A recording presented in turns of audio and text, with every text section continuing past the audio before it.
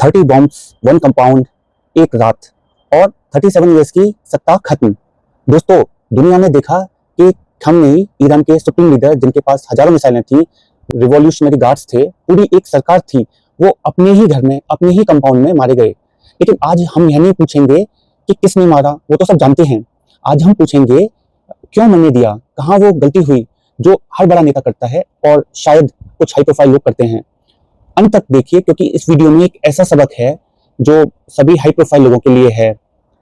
पहले फैक्ट समझते हैं। जब जिनेवा में ईरान और अमेरिका के बीच में न्यूक्लियर डील बातचीत चल रही थी, ठीक उसी समय अमेरिका और इजराइल की फोर्सेस ने ईरान पर कोऑर्डिनेटेड स्ट्राइक की। 500 से ज्यादा लोकेशंस पर एक साथ अटैक, 250 फाइटर जेट्स के साथ। और इन सब के बीच खामेनी, जो अपने कंपाउंड में थे, अपनी कोर कमेटी के साथ थे, वो मारे गए। अब सवाल है, क्या यह अनएक्सपेक्टेड था? बिल्कुल नहीं। इजराइल ने हमास के लीडर्स को मारा, हिजबुल्लाह के नसरुल्लाह को मारा, हर बार इसी तरह इंटेलिजेंस बेस्ड प्रिसीजन स्ट्राइक, हर बार इसी पैटर्न से। ईरान ने ये सब देखा, फिर भी उसी पैटर्न में फंसे रहे। यही है द प्रेडिक्टेबिलिटी ट्रैप। दोस्तों, यह कोई पहली बार नहीं हुआ, इतिहास यही पैटर्न बार बार दोहराता है।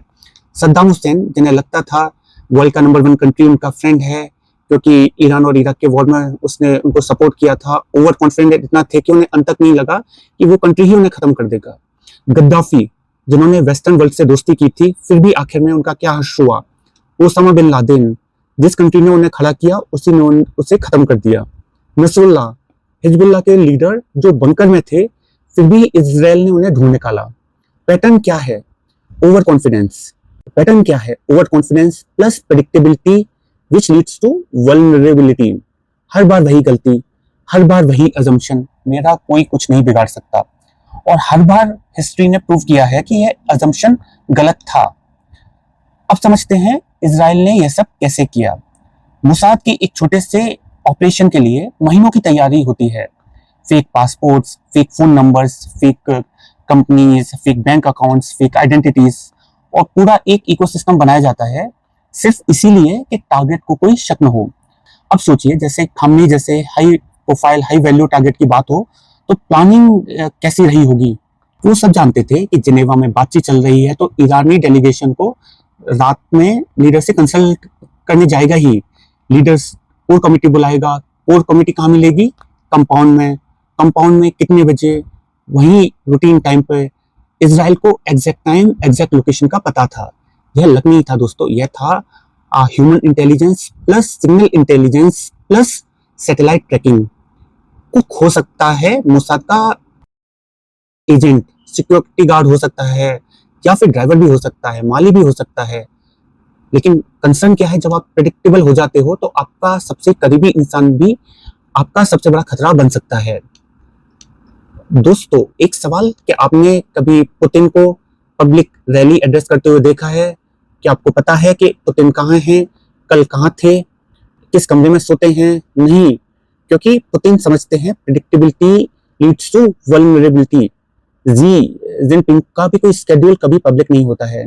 नॉर्थ कोरिया के किम जोंग के बारे में अमेरिका को आज तक नहीं पता कि वो किस बिल्डिंग में रहते हैं, इसलिए चाहते हुए भी अमेरिका ने कभी डायरेक्ट एक्शन नहीं लिया। कंपेयर करिए खामेनी जी से। Fix compound, fix routine, fix meeting, fixed core committee, सब प्रेडिक्ट हो गया था।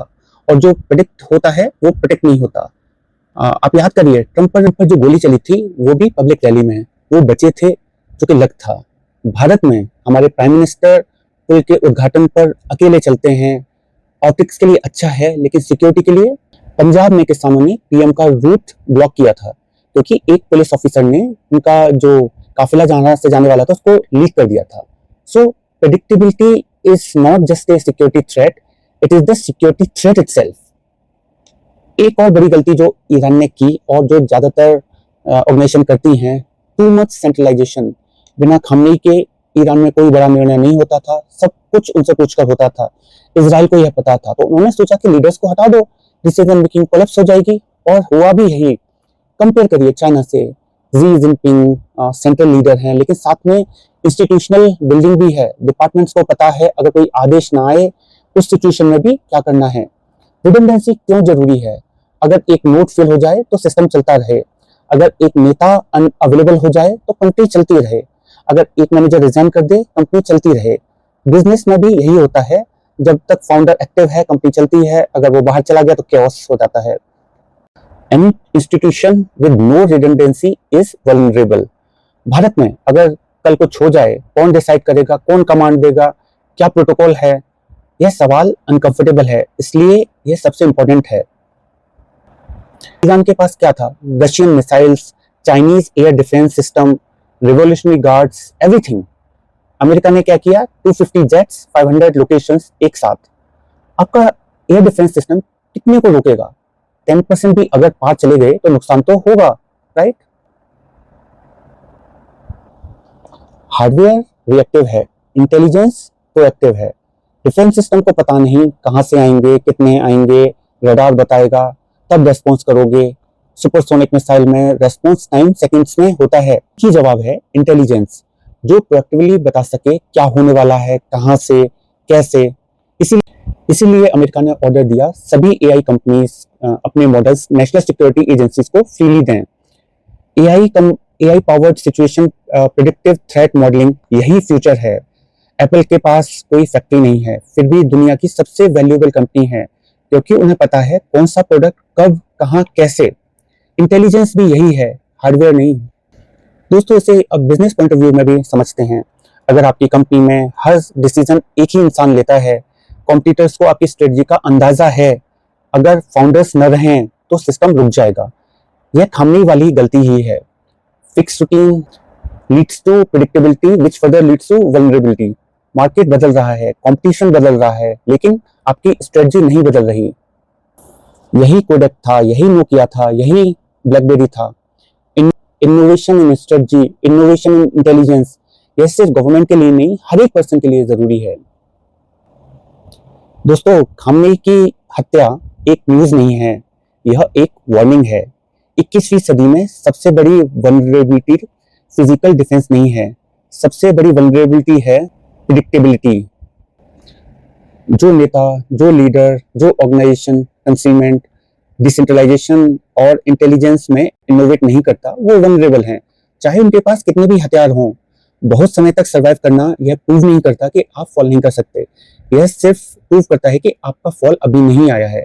इस वीडियो को शेयर करिए, चैनल को सब्सक्राइब करिए, कमेंट करिए, आपका ओपिनियन क्या है। जय हिंद, वंदे मातरम।